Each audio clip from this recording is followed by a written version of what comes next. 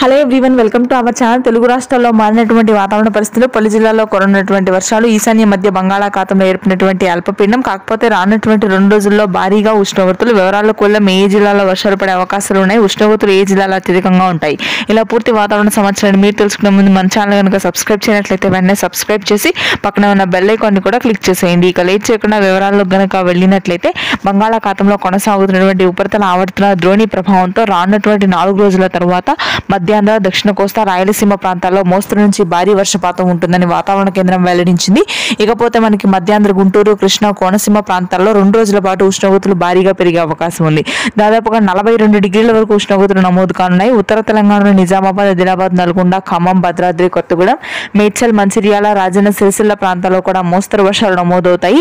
నైరుతి రుతుపవనాలు తెలుగు రాష్ట్రాలకు మరొక 4 రోజుల్లో విస్తరించే అవకాశం ఉండడంతో రాయలసీమ వ్యాప్తంగా భారీ వర్షాలు ఉంటాయి.